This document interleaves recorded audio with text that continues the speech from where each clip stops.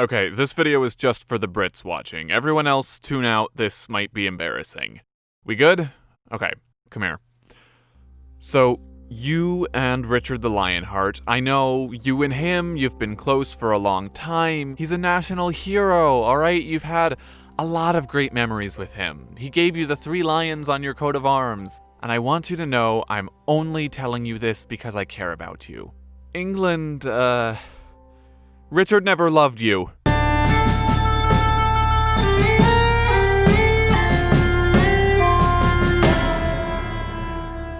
This episode is sponsored by Magellan TV. Yep, that Warriors series I've been telling you about since this summer, they've got an episode on Richard too. But get this, he also shows up on an episode of Battle Castle. For the 60% of you who aren't subscribed, Magellan TV is a documentary streaming service with over 3,000 titles to choose from, including a couple that I've been recommending for literal months because there's that much good content in these 2 series alone. And they're giving away their whole library free for 30 days if you use the link in the description. And right now, they're offering a buy one, get one free gift card for Christmas, which also gives you an extra month free, even if you're already a member. You can give someone else the gift of knowledge, there's no shipping to deal with, 10 out of 10. I don't know what more I need to tell you. Open up a new tab, go check them out after this. Now just hear me out, okay? You know, yes, his dad, Henry II, was your king, but his mom, Eleanor, shout out to her, she was from France. Well, Aquitaine. It's France today, but she was still married to the King of France. Look, that's beside the point. Richard might not have even understood English. Certainly he didn't write his poetry in English. That was all Occitan and French. But you know, I get it. You get a king who's 6'1" and strawberry blonde, you're weak at the knees, arms spaghetti. Let me just show you who Richard really was. In 1170, it looked like Richard's dad, Henry II, was not long for this earth, so he named his son, young Henry, as the co-monarch of England, because God knows that worked out so well whenever the Romans tried it. And Eleanor intervenes on Richard's behalf and gets him his inheritance early, so now he's the Duke of Aquitaine. But Henry II doesn't die, and things get kind of awkward because his sons are kind of getting used to the idea of ruling on their own. So young Henry, who might have had a little suggestion from his mother, he says, "Guys, I'm 18 years old already. I can't spend the rest of my life waiting for Dad to die. Let's get that inheritance now." So Henry gets France and Scotland on his side, and Richard and his brother Jeff, they decide they're game too. And Prince John stays at home because he's 5 years old.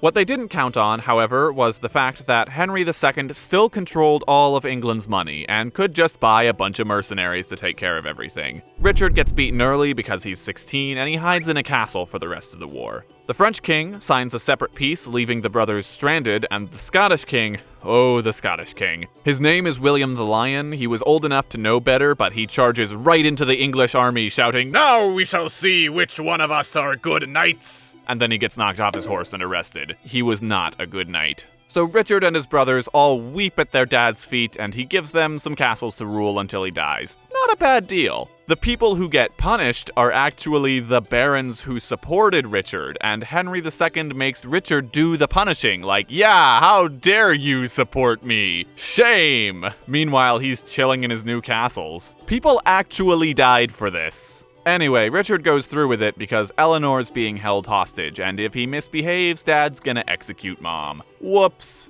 This puts the barons in a sour mood, and they get Richard's brothers to help with a rebellion against him because they figure if they can't take land from their dad, at least they can take it from their brother. But Richard is a man now, and he claims victory by hiding in the same castle. All this to say, England, Aquitaine was Richard's first love. That's who he was fighting for. But yeah, I know, these teenage romances, they don't always last. So let's fast forward, shall we? Young Henry dies before his dad, so that means Richard is next in line for the English throne. But that means Prince John, the good little boy who didn't raise an army against his father, he's next in line to inherit Aquitaine. And what did Richard do? Was he faithful to you, England? No, he ran onto the battlefield and risked everything for his precious Aquitaine. He even promised to give up Normandy and Anjou to the French king just to hold on to that one duchy he held so dear. Cut back to Henry II approaching Eleanor in her cell, and with a heavy heart, he gave her Aquitaine instead. It was actually a smart move. She was the only one Richard would accept. And let's be real, she was gonna outlive her husband, and I'm not saying Richard was her favorite son. I'm just saying John's more of a Shinji than a Rey, if you catch my drift. Sure enough, Henry II kicks the bucket, Aquitaine's as good as Richard's, but it's out of the picture for now. Right now, it's his coronation day, and he's giving England his undivided attention. But be real with me, England, do you even remember his coronation night? Because you were pretty blitzed, and things got crazy. You and Richard banned Jews from attending, but a few were just such big fans of his they came in just to give him presents, and he had them stripped, flogged, and kicked out onto the street. And then somehow, people start spreading rumors that Richard wants death to all Jews, and the people of London stage a medieval Kristallnacht. And I know Richard didn't really want to go that far. He punished the worst offenders and asked everyone else to chill, but then he goes off on crusade and no one's there to stop a town full of Jewish families from being chased into a local castle where they got burned alive. And yeah, it was the 1100s. I know you've changed since then, England, but tell me that's not a red flag. Besides, Richard was your king for 10 years, and how much of that time did he ever spend with you? I'd wager 6 months, if that. I hate to break it to you, but the man's a gold digger. I know you're still very impressed with that trip to the Holy Land he told you about, and believe me, we'll get there. But guess where the money for that little excursion came from? He used you as his personal piggy bank.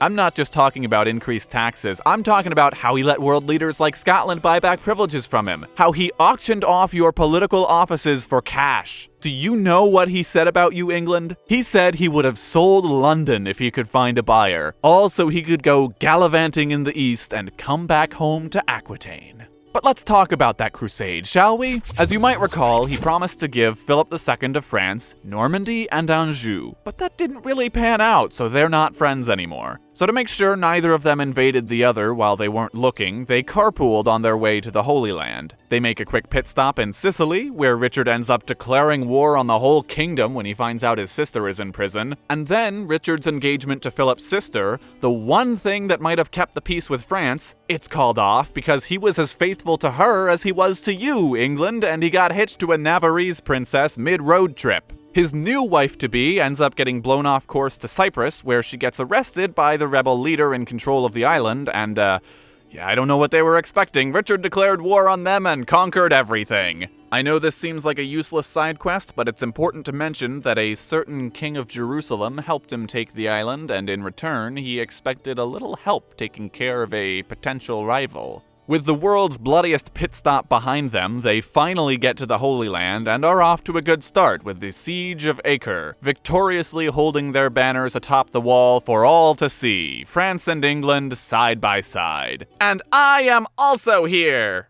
Yeah, so the Holy Roman Emperor was supposed to be part of this crusade, but he drowned in a river on the way over, and so the Empire sent the Duke of Austria instead. Richard and Philip are frankly insulted, and they throw his stupid flag in the moat, so he quits and goes back home. And then Philip wants half of Cyprus all of a sudden, so he quits and goes back home. So considering this crusade was pretty much pulled off exclusively by Richie and the Templars, yeah, he was a good soldier, fanboys eat your heart out. But after trekking through the desert getting constantly harassed with no major allies, he's not gonna take Jerusalem, he knows he's not gonna take Jerusalem, and even if he did, he'd have to leave the entire army of England there just to defend it. And despite the Templars guilt-tripping, he decides it's time to quit and go back home, because no way did he trust John and Philip alone together. Okay, first, according to one Muslim historian, he has an epic moment where he rides in front of Saladin's army shouting, "Come at me, bro!" and they all retreat, so Jerusalem gets the coastline back, and they make a quick truce and allowed pilgrims to travel to Jerusalem unimpeded. Then he quit and went back home.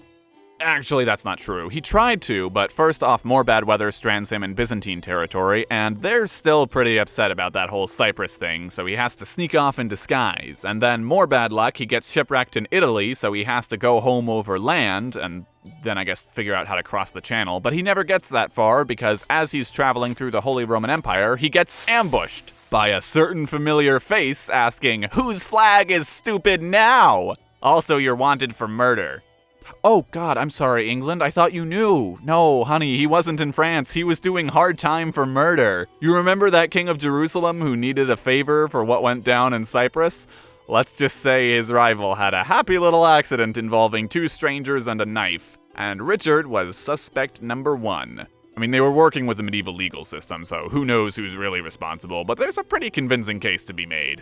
And guess who ends up footing the bill? That's right, the English fork over 2 to 3 times the crown's annual revenue for Richard's mom to pay the ransom. Once Richard got free of the clink, John and Philip decide it's now or never if they want to make a move. John stakes his claim to the Kingdom of England, and Philip makes a move on Normandy. So what's the good King Richard's plan to save England from the foul clutches of his infamous brother? He buries the hatchet, says, yeah, whatever, you're next in line now, just don't push it. What does he do for Normandy? He leads his men into battle and launches construction on one of the finest castles of the age, spending 2 to 3 times what he spent on all the castles he ever built in England. What could have taken nearly a decade in peacetime, he created in 2 years during war, built atop a sheer cliff overlooking a river crucial for trade and transport. Once more, Richard would stake everything on hiding in a castle and waiting for the enemy to get tired. Unfortunately, Richard died from an infection putting down a minor revolt, so he didn't live to see the epic battle that would determine the fate of Normandy, which means I'm not allowed to talk about it. Sorry, link in the description.